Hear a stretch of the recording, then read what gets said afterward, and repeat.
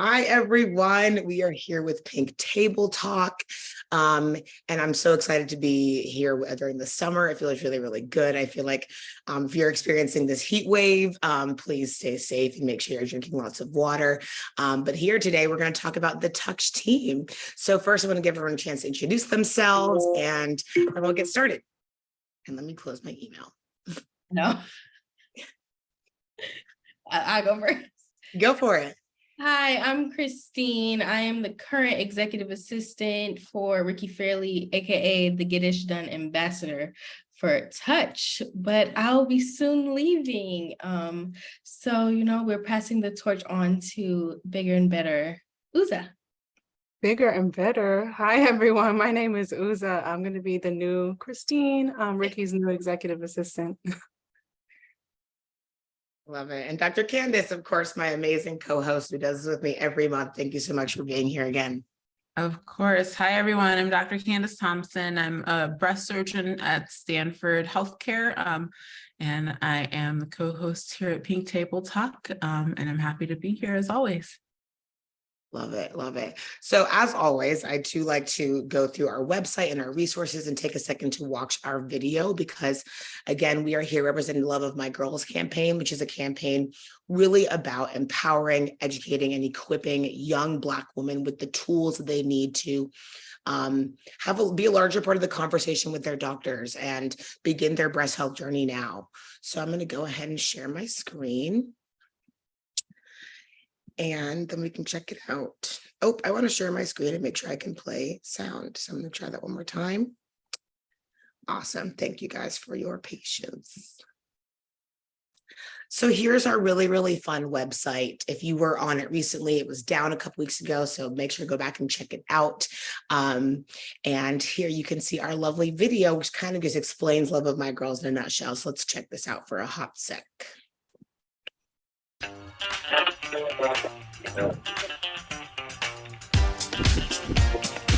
Girl, for the love of my girls.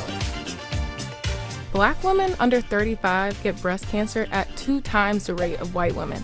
And die at 3 times the rate. It's up to us to take care of our girls. The only solution is conversation. I choose Black breast health because protecting my girls means protecting all Black girls. I unlock my her story by talking with my family about our shared health history to know my personal risk. I get to know my girls as an act of self-care.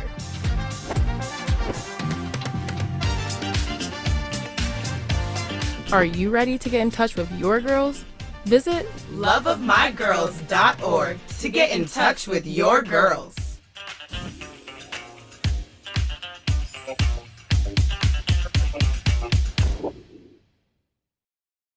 It's always so fun. And I think that's why we're here. I think that's why we get this group of young women together, because it's so fun to take something as scary and real as breast cancer and make it approachable, and this thing that we can take from a preventative space and really act on things now. So the Love of My Girls campaign is all about 1, choosing Black breast health. 2, unlocking your her story, getting to know your personal, your family, your personal risk and your family history or her story. And we have a really fun worksheet to help you do that. If anyone watching, please go do this worksheet. If you can see here, it's not just breast cancer related. It's really going to give you information about your family, about a bunch of different diseases and things. It's super helpful. I know that when I go through it, it's something you can go through every couple of years too, because these things change. So like definitely take a time to do this worksheet. It is on the website. And lastly, this is like my favorite infographic that I love to share because, obviously take our survey. I do this every time. I forget that how it's going to come. But I really like this infographic too, because wherever you are in your breast health journey, we have resources for that. And we have so many amazing partners. We do not reinvent the wheel here. We are very much all about partnering and finding resources because there's so many people doing amazing things in this breast cancer ecosystem. So we want to share the wealth and make sure that we are using those relationships for what they're just so many amazing things. So there's YSC's Tit Check on here, Know Your Lemons. We also partner with Protect Our Breasts, which is all about good products, and we've just come to know so many people in this space. So like, please hit us up if you have any questions. But now let's get to the lovely ladies here. So really, Christine, I just would love to hear about your time here at Touch. What are your like big reflections? What have you learned? Are you mad at me for bringing you over here? But yeah, tell me all everything. So no, I'm not mad at you. Not that much. No, I'm just kidding. So backstory. Haley definitely kidnapped me from teaching, and I wouldn't say kidnapping, but she loves saying that. We taught together for a really long time. And we came over to work for her mom. And at first I was like, girl, no, I'm not working with you and your mom. But Haley came into my classroom, and I will never forget this, because if anybody knows Hayley, she's a jokester. She's always playing around, but when she gets serious, she gets serious. And it's very rare to see her get that serious about something. And so when she was talking about her mom's experience and like what her mom does, I was like, first off, I'm very shocked that you are this gung-ho about this work. And also your mom sounds like a real freaking bad behind woman. Like I really would love to come work for her. And I remember sitting in my classroom and like, we shed a little tear. We talked about our experiences, and I was like, oh, of course. And I trusted Haley. And I thank God that I trusted you, honestly, for coming on, because I did not know all of this existed. You know of cancer, of breast cancer, but it honestly is like the C word. Like it's almost like words you just can't say in the Black community. And that was this in my family. And I had no idea that any of this was this serious. Let me just be honest, because I was just like, oh, it's not gonna affect me. I'm too young. And that's the way I've always known about it. Like it never crossed my mind to even think about this work until like I met with Breasties, until I sat and talked with Ricky and just kept hearing her story. And what I appreciate the most about what we do here at Touch is the way we normalize being a survivor or being a previvor or being a person going through this disease, or even someone who is not does not have anything with this disease, is that you guys normalize it. Like, and we make it a thing where it's like, it's okay. It sucks. It's a terrible disease, but you can make it through. You don't have to think about death, right? But I love the other flip side of that coin, right? About Touch is that we do make this real big call to action for a lot of organizations, especially pharmaceutical companies. And that always gets to me. I'd be like, yeah, I'm ready. Let's go. We fighting. Like, who we advocating for today? Like, because the way we go about making sure that Black women have a voice in this space and are heard, right, within this space is super crucial to me, because I would have never known that Black women, you do know that Black people are dying more, right? But I would have never known the rate at which Black women are dying from this horrible disease at such a crazy rate. Like, I honestly thought this was a white woman disease before I even came on board. I was like, oh, we definitely don't got to worry about it. And then from working here, I was able to have conversations with my husband's mother, like my grandmother, make sure she's going to get her mammograms at 67, 69 now. Ooh, Jesus, almost 70, right? And getting her on board, making sure she's advocating and asking her family members who's passed away from other diseases to make sure that they're not, there's no other implications in there. So it's been really good. Like right now, my family's very like, okay, we got it, girl. We heard you this time. Like, relax. You are not a doctor. And I'm like, don't play with me. Did you check? You was on your period the other day. Did you check? And so like just having these conversations and making it fun almost, like it sounds weird to say like about cancer, but like it's making it real, but also humanizing it. It's like, if you don't have to be afraid of something. We're not afraid of learning about diabetes in our Black community. We actually make tons of jokes about it within our community, right? Be like, don't eat all that sugar. You don't want the diabetes. You don't want the diabetes, right? But we stay away from the cancer word. And it's like, wow, why do we do that, right? And so it's interesting to have these conversations. And I think something that gets me, the biggest thing I learned was from one of our breasties, Sheila. Love her so much. And learning that breast cancer doesn't just stay. I think that's the thing that stuck with me in the breast. It doesn't just stay in the breast. It can be de novo. I think that's the proper term, right? And it can spread to other places. And I was like, wait a minute, hold up. What? Like, this can be a thing. And so that understanding the sciences behind it, but also knowing how serious this disease is really is what got me to be like, oh, okay, yeah, we got work to do. And so I became an advocate, and I'm still rallying. Anybody I talk to, high schoolers, all my high school girls at my church know about Love My Girls, okay? They like, I want a bag, but I'm over to you talking to me about it. Look, I'm like, you're good. I know, so I yeah. just had somebody hit me up about coming to a group of fifth graders, and I was like, thank you. This is so exciting that somebody is acknowledging, the conversation is changing. We're going to a place where we're going to start talking about our boobs during puberty. It's like, Yep. duh, like, why wasn't that a thing before? You know, that just makes complete sense. We're already learning about our bodies in such an intense way. Your boobs are probably new at this point. Like, why not like talk about that now? But on that note, Dr. Candace, I'd love to hear from you just on some of the science pieces that Christine brought up on what it means to be metastatic. And also, like, I actually don't even think I know your story and how you got into breast health. Like, what made you choose this route yourself? Yeah, thanks for asking. So I don't really have a personal story myself with breast cancer. However, as Christine mentioned, like the statistics that she mentioned are very real in our community.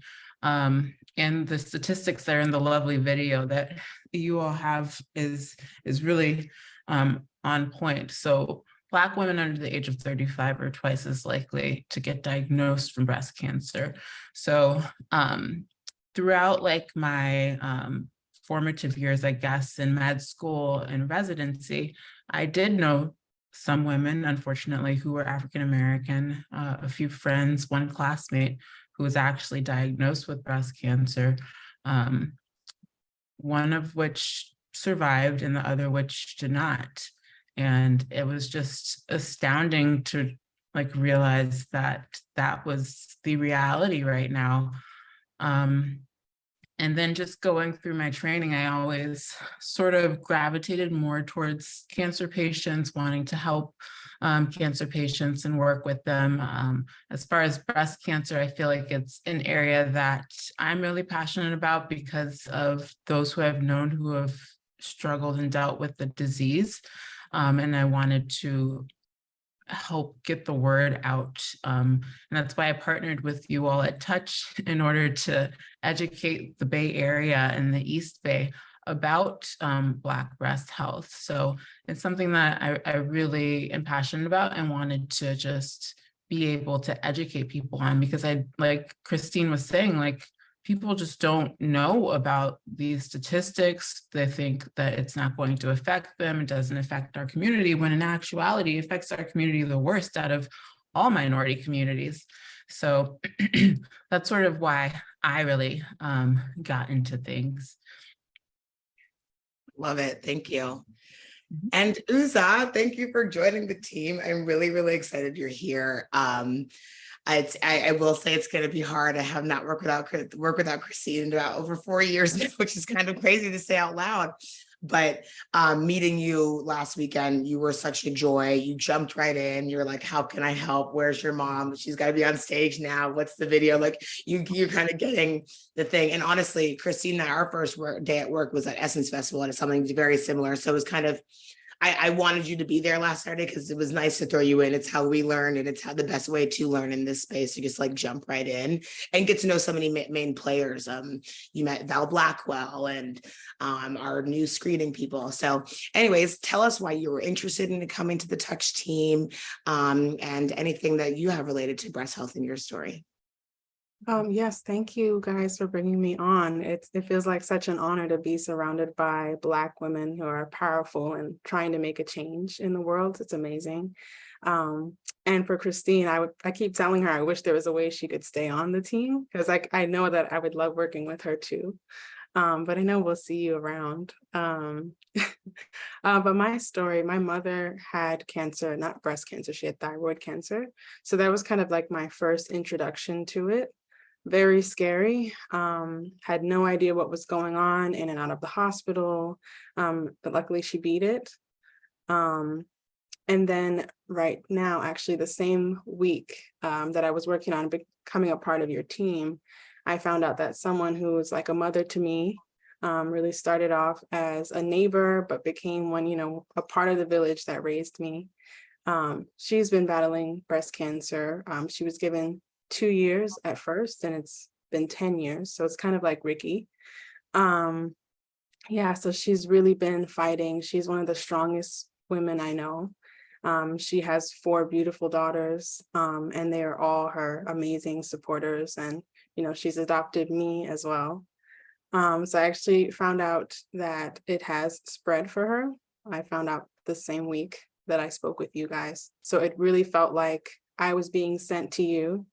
And I told Ricky that as well.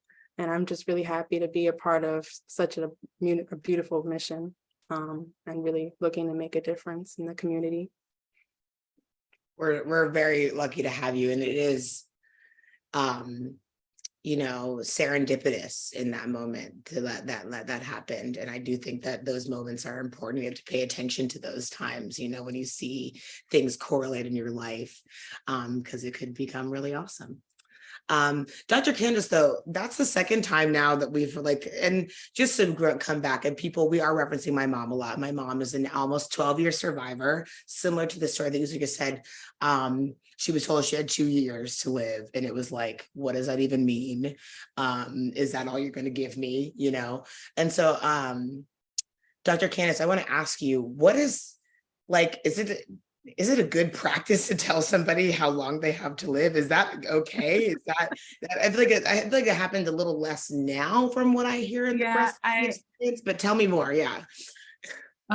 So typically as oncologists, we try to veer away from telling patients how long they have to live, because we don't know exactly how long anyone has to live. We can tell you on average what the time span there is from the diagnosis.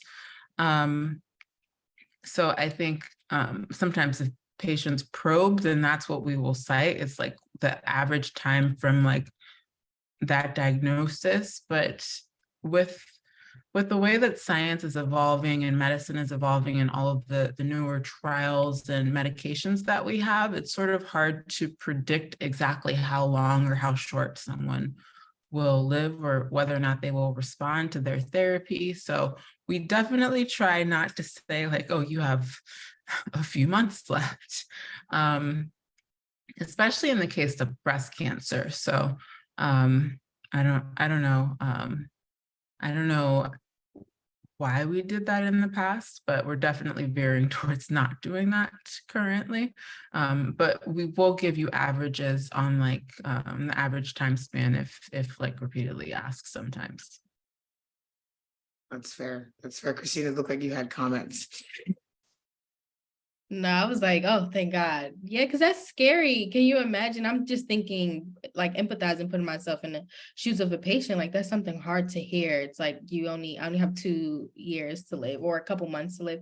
That's a tough thing to face. And a lot of times it can be for the worse for a patient. But I also think about on the flip side for the doctor, that's something terrible to have to say to a patient, right? It's like, dang, this is all that I can possibly give you is, the time of death that you have. And it's like, dang. So I'm grateful for how advanced technology is becoming in the sciences. And this is why I'm so grateful for the work that we've been doing here, especially for Love My Girls. It's making that preventative, right? So that women don't have to have that call, don't have to hear that when they are in a doctor. They can get ahead of it as soon as possible. So I appreciate it. Yeah, no, I think it's I was looking at our pitch deck for Love of My Girls, and we go and say, hey, give us some money because this is great. And we're trying to help young women everywhere. But one of the things it says is because we keep on talking about the statistics, I want to make sure that everybody knows. We are talking about a 41% higher mortality rate. Again, under 35, 2 times more likely to get it. get it and then die at 3 times the rate. And then this one's interesting to me because this show for me is about how to turn our awareness into action and like how we can actually get young women out there doing these things. So I'll just read this. It says, according to an ad council study, 92% of Black women agree breast health is important. 25% of women have recently discussed it, but only 17% have taken steps to understand their risk. And that's not even like a straight up mammogram. That's like a family conversation to understand your risk. Like that's like not a lot of people. And Christine, you just mentioned technology, and I wanted to share a moment that I've had recently. So I was like, I can't be in this work and not get a mammogram soon, right? I told myself at 30 that I would do this, and I'm 30 as of very little more time. So, and so I told myself that this was the month I had to go take care of my screening. I can't put it off any longer. The doctors told my mom when she was sick that my sister and I should start in our 30s. And so it's like, gotta do this. And so I didn't realize that you did have to go get a doctor referral to even get the mammogram. So that was news. Right? Like this, like, it's just like, it makes sense, but like, didn't know it. And so I did a teledoc appointment because I had already gone to my primary care doctor and we discussed that I'd be getting mammograms soon. And so she understood that this is my need and that's what I wanted. And so she gave my referral to a place in DC that has a bunch of locations. And I then tried to go make an appointment online. Right. And every time I'm making this appointment, it's like not letting me do the final step, and I'm like, why isn't it letting me make this appointment? Like the time is available. I am ready. I will be there, and then I realized it was going back up to my birthday every time, my birthday, because I'm too young to get a mammogram in their system. So I then had to call and spent about maybe on hold for 30 minutes at a time before I had to run to meetings and cancel that call. And it was just like, gosh, there are so many barriers to me doing this one thing that I'm trying to do. And I purposefully really wanted to make sure that I lived the experience of someone not in the breast health network, because I feel like I could go to some of the doctors that I've now met through the system, and they could help me make the process a little bit faster. But I wanted to live the experience of an average person, and that's what it was like. And I have yet to make an appointment because I have been busy, and then I was on vacation. But the reason why I haven't pressed it too hard is because I want to talk about this new screening technology that Uza actually saw last week, because I did get screened last week for the first time. I got my sister screened last week for the first time, and I'm feeling really, really positive about it. But it's called BEXA screening. And it's a screening that Dr. Monique Gary brought into my life. And so we're trying it out, checking it out, but it's supposed to be, it has no radiation. And so you can do it at, like my sister, for example, she's had a hard time getting mammograms because she's been in or out of pregnancy for the last 6 years. And so she's like, has had a hard time, like making an appointment and going to like potentially get her boob squeezed. It just like the doctor said she couldn't do it then.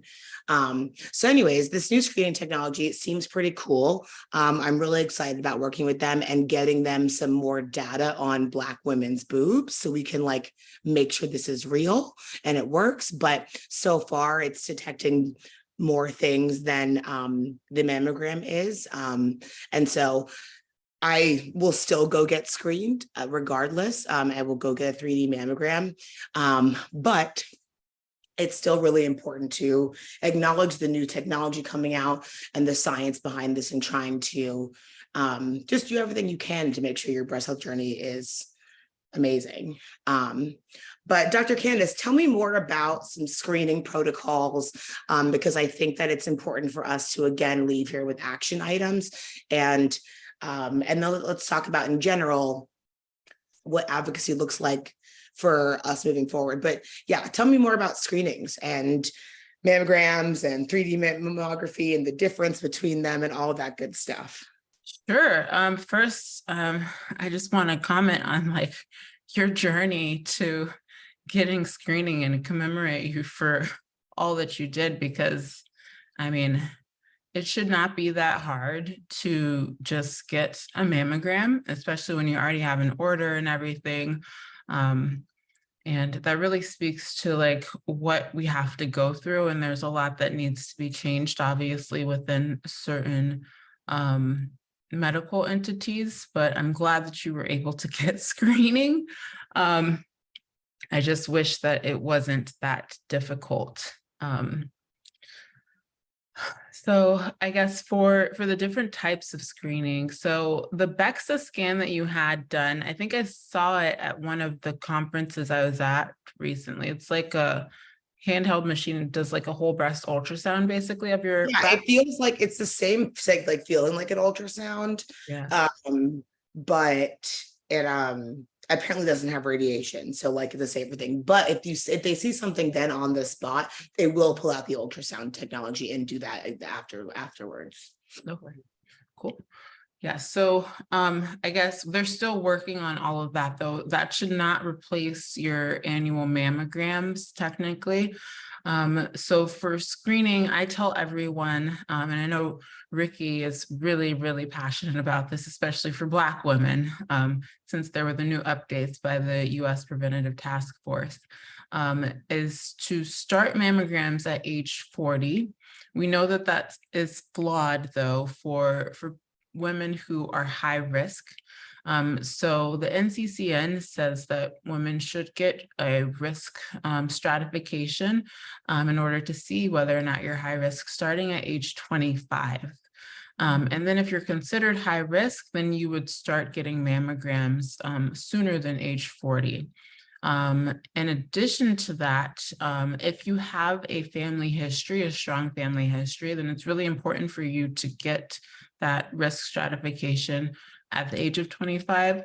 And you can start mammograms earlier than 25. Let's say if your mother had breast cancer at age 30, then that's when we would start 10 years before that, so like age 20.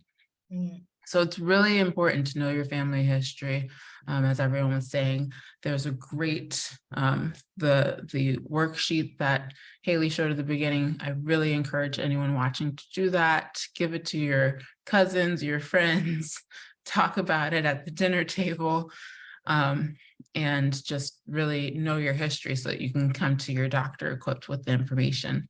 And then if you are considered high risk, in addition to getting your annual mammograms, we also recommend getting either a whole breast ultrasound or an MRI of the breast in order to determine if there's anything else that we're missing, because we know that patients who are higher risk, also patients who have dense breast tissue, sometimes things can get missed on mammograms, and the whole breast ultrasound and the MRI are more sensitive.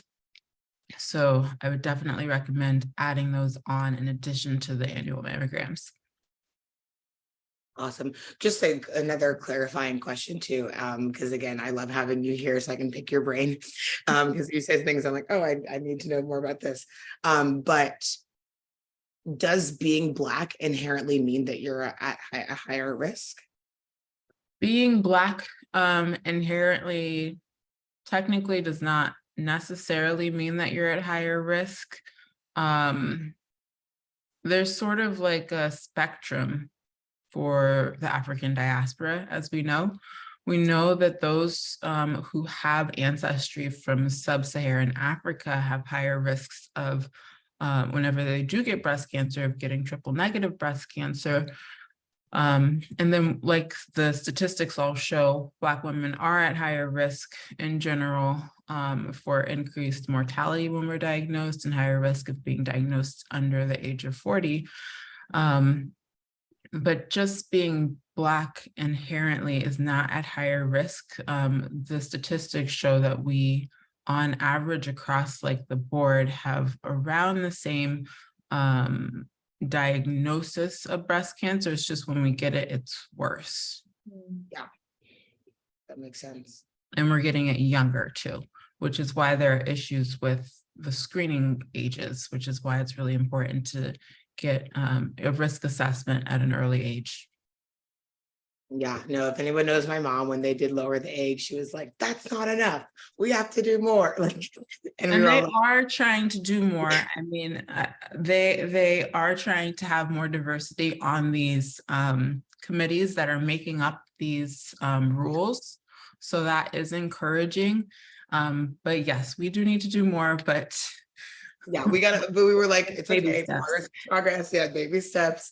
But no, but that fire in her belly is what keeps her so Yep. hot to do this work. So it's like, she just like, we all need a little bit of that in our lives. I love it. But yeah, Christine, like, what does advocacy look like for you moving forward now? You know, what are you going to do besides obviously attending all of my fun events? Right. Right, showing up, popping up. I would say more so, especially now that I have the honor, I'm blessed to like go back to school with a lot of young women, period. It's to have these conversations with them. I'm gonna have, you know, I live with my iPad, so I'm gonna have my iPad with the Love My Girls website ready, especially like during study sessions, like a break. I thought about this a lot, clearly. So, you know, I was like, how can I keep working? But definitely having the worksheet. I think that worksheet is so amazing. Again, going back to, I even had my high school students do it when I teach at my church. And at first they was like, what is this? But they love doing that with their families because they say it causes like kind of like an argument amongst the table. It's like, we don't have that. And they tend to find out like a lot of things they didn't know was going on, even for the guys, the boys that are in my group. Like they have those conversations with their family members and it brings them closer. It might stir up some problems, which, you know, the kids love. They love drama. But I would say continuously like bringing forth these resources to the table. That's one way of advocating, but also as I'm going into the legal field is like doing more research around what does it look like to have more diversity on, you know, at this tables where this stuff is happening, right? Where's the policy work behind all of this? That's something that I'm really interested in doing, right? And collaborating it with families. Like, it's like also figuring out how do we make sure families are okay along this journey, right? I speaking to so many breasties within this last year, knowing their stories around like how hard it is just to go get chemo, just to go see a doctor, right? Why is that such a problem? But it's not as big of a problem because I won't say our other counterparts don't have these issues, but it's not as major of a problem for them as it is for our community of minorities, where women just can't afford to go to the doctor's office. They're scared to even make a doctor's appointment because the copay is going to be too high, or they're afraid that if they don't get the referral, they're going to have to pay a $700 fee just to get a consultation with a doctor. So it's like little things like that that I'm really excited to find out more, like what is going on the government side in terms of medical standard of care. Yeah, I'm excited for you to explore that and come back and like teach us again and someday be the touch lawyer, of course. Come on. But yeah, I think it's exciting to see where your advocacy journey takes you, because once you start, you like can't stop. It's like every left and right, you're showing like, you know, my mom's like, touch my boobs. This is like, she like, you know, it becomes this thing that encompasses your whole life, but it's a great thing to, you know, continue to do. Uzo, what are you excited about? Like, what are you excited to be a part of? And how was it when I just threw you into an event last weekend? That's how it needs to happen. I need to be thrown in. I need to be like right in the action, and you just kind of find your way and see where you can help. And the whole time it felt weird to sit and just observe. Like, that's not who I am. I need my hands busy and I need to be helping people. There's not one thing that I'm excited for. I'm just overall excited to be in the mix, be a part of the conversations and normalizing the conversations. Yeah, totally. I want to now go into, again, because this talk today is really about the Touch team and us being super passionate about this work. And one of the worksheets that we created is called You're a Girl Boss. And it is our Love of My Girls way of saying that you're the CEO of your own health, right? And like really being in charge of that. And so in our worksheet, we really talk about you know, making sure that people take you seriously despite your age, right? And so, and at any point, guys, I'm going to read through these, but like, please chime in at any point where there's something resonates with you. But one of them is, again, like, making sure that you're taken seriously despite your age, and then truly trusting your gut here and knowing that like if something is wrong, something is wrong in your body, you know your body better than anyone else does. And so please listen to that. And then we also have, again, unlock your her story, because knowledge is power in this moment. It's really, really important to just like stay on top of everything. And then lastly, a part of being a girl boss is taking notes. And like this is something that I used to do with therapy that I thought was really, really helpful, is I always left my therapist like so many things in my head. And this was when I was living in the East Bay, Dr. Candace. And so I have to go up to like the Berkeley Hills to go to her house for therapy. And I would drive home every day. And for the first like 10 minutes, I didn't have any service because I was in the hills. And so I just took it upon myself because I couldn't call my mom and unleash all my things. I couldn't call a friend. I had no service. And so I got in the habit of taking a voice recording of everything I learned in that session. And it was super helpful for me to go back to those voice recordings, sometimes never listen to them again, because I was like, I just need to unleash that and never look at it again. But I felt like it was a really good tool for me to make sure I was, reflecting on the learnings that I had just received. So any thoughts on like just best tips or things to get young women to like know how to advocate, but also like take it upon themselves to be the girl boss that they are? Well, I can say from like a physician-patient relationship side, I always encourage my patients to bring someone with them whenever they're coming to see me. We have great nurse navigators also at our facility that really help with all of that. But it's always helpful to like bring someone who you can rely on to ask those tough questions, or to just be there whenever you're at the doctor's office, so that there's another person listening. And sometimes like if you're in shock, if there was some information that you weren't anticipating, then they can help with that. So I think always having an advocate with you is really important. And I mean, you can take notes while you're there. You can ask the doctor if it's okay to record things so that you can remember later. You can do all of those things. Love it. Christine, before I ask you to tell me what your pro tips are, you'll love this. I recently met somebody who has it's basically an agenda, but it's a doctor patient agenda. So it tells you how to take notes on your doctor's experiences. And it was just we love a good agenda. Yeah, I love a good planner. It just felt like such a great tool that I wish I had when my mom was sick, because I totally would have used it. But anyways, what are your pro tips here? For me, something, because I'm currently in therapy and always in the doctor's office. So I am a proponent, thinking about agendas, of writing things down. I will literally pause, spell it, say it again, repeat. What is that? And especially if they're telling me medicine, I'm a very big proponent of doing my own research on medicine before or after I've given a dosage. I'm oh, that's too high.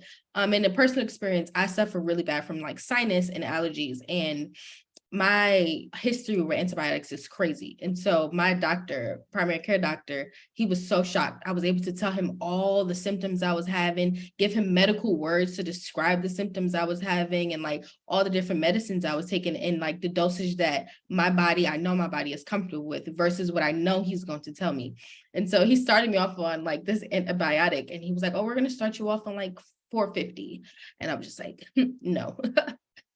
Okay, no. And he was what? That's not that bad. That's a normal antibiotic. And I was just yeah, I know you're going to start me there, but then it's not going to work. And then you're going to skip the 6 to go to 750 because of the symptoms I'm going to tell you that are still occurring. And he was so shocked that I knew that. And then we sat and had a conversation. He was how did you come to know this? Because a lot of my patients will not have this information.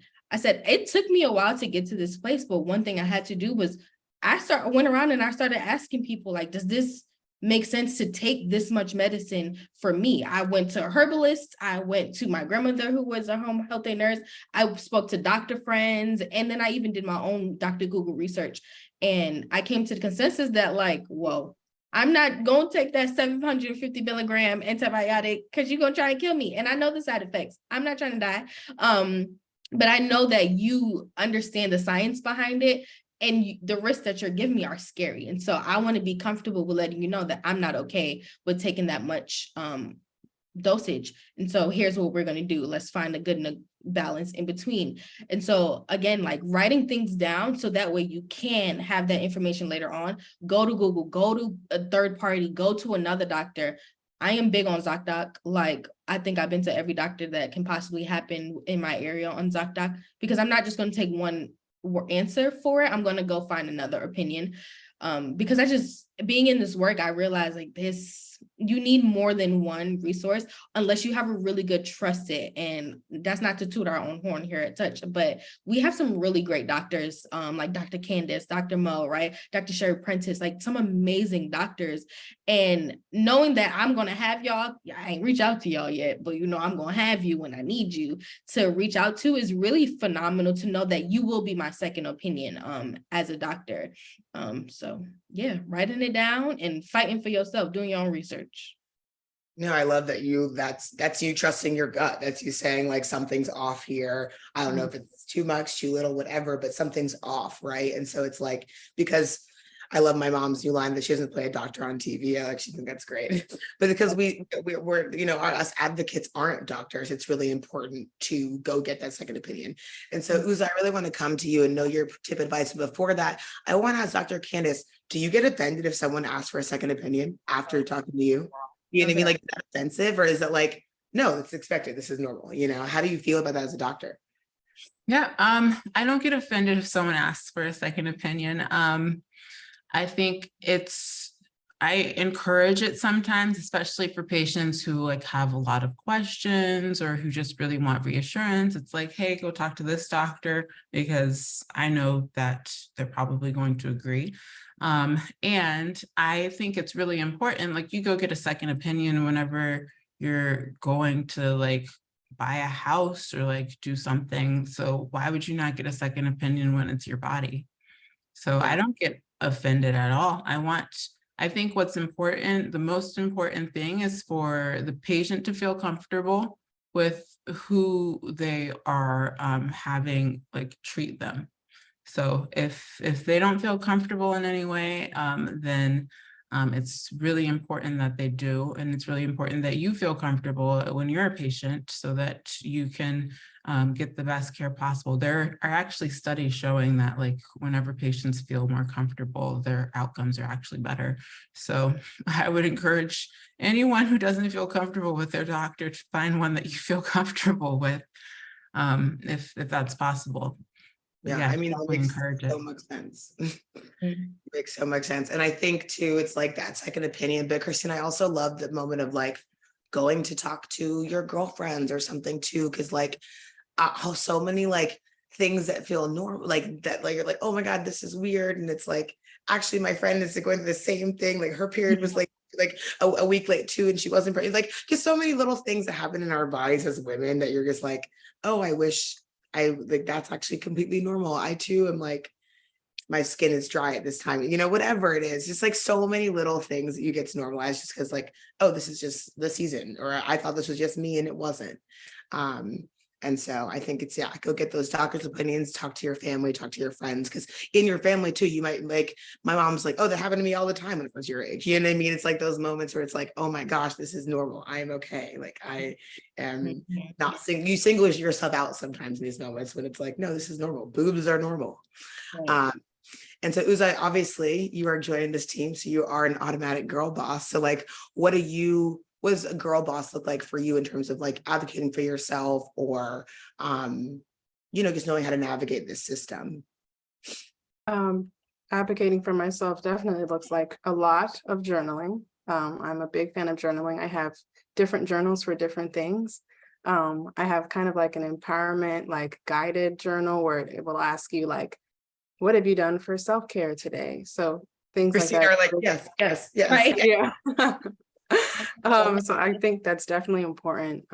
Really like kind of training our brains to think in a more positive way, which is definitely connected to sickness, right? Just positivity all around and kind of like trying to live by that in like all of the stresses that life comes with. But really to piggyback off of all of you, utilizing your resources, personal resources to kind of ease your mind sometimes when you're really like, why do I feel like this? And maybe you learn that your mom has felt like that before, or she struggled with that before. And before there were like online patient portals, I would always ask for a printout of like my summary for the appointment. And I feel then, as Christine mentioned, doing your research, obviously like more reliable sources, because you can go certain places that, it's like you're gonna die because you have this like bump on your neck or something like that. Utilizing your resources, and when your doctors definitely, as Dr. Candace said, when you're not comfortable, you should be switching doctors. It does not hurt to get multiple opinions, because there are different approaches for different things. But also when your doctor knows you're serious, they will take the time then, I feel, to sit down with you and break things down, and really work out the best way to treat whatever it is that you're going through. Totally, totally.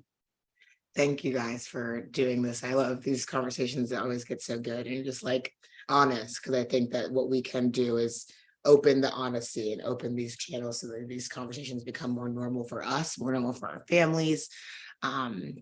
And so want to say thank you to also blackdoctor.org for having us. You guys are an amazing support to us. And just before we take some parting words, I want to go over all that we are doing this at Touch, because we're doing so much.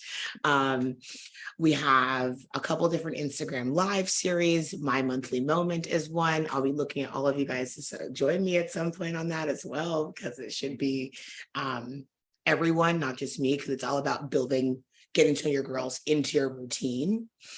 Because like last time I did it, I was doing laundry, because it was like, no one likes folding laundry anyways. Let me procrastinate by checking my girls, and just making it fun and approachable. And then we also have Don't Get Me Started, which is actually 8 o'clock. No, it was on Friday. But that is a show to kind of talk about anything that gets you started, really. But we purposely have done kind of what we talked about today about one. We did a show called Hands Off the Door. So like telling doctors to take your hands off the door as you're trying to still ask questions, and like how to engage with doctors. And then this week, we actually did one about how to get in the door and just even that process. Cause I was talking about my mammogram experience, and like that again was like, oh my gosh, it's hard to even just start this process. But that's a fun monthly series. We've been doing a bunch of events this summer. We've been at Ubiquitous. This weekend, we've been at Urban League in Houston. My mom texted me and said, Ari, our young survivor, is just out there killing it, telling everybody what to do to check their girls. I'm super excited for you to meet Ari. You're going to love her. And we will be having multiple more events in August on the Vineyard, something in DC, and we're bringing Bexa screening around too, so we can get more knowledge about that and continue to get them some Black information on Black bodies. But yeah, so that's what Touch is up to. We are definitely on the move. For Love of My Girls is going to have a pretty big announcement coming up next month, which is really, really exciting. So stay tuned for that. And yeah, any like parting thoughts or words? I want to thank you, Christine, for coming on this journey with me. It's been amazing. And I can't imagine having gone through that kind of life transition without you. And I feel like I'm going to cry, which is ridiculous. I know, like shit. Sorry, doctors, or blackdoctor.org for cursing. But and you, Christine, because you always get mad when I curse. Yes. But it's been great to have you as the Get Ish Done ambassador this entire time, because you truly do, and you're truly a great accountability partner. So I hope that we can all continue to be accountability partners throughout this work. But anyways, I'm going to stop talking. You guys say something so I can stop crying. Any parting words, guys? I'll start. So this was great. I just wanted to say, Christine, you will greatly be missed. Uzo, welcome to the family, and happy birthday, Hayley. Yes, I know. It's my girl's birthday coming up. Yeah, happy. When is your actual birthday? Today-ish, because we're recording this, but we're airing on Sunday, so today. Happy Today. birthday.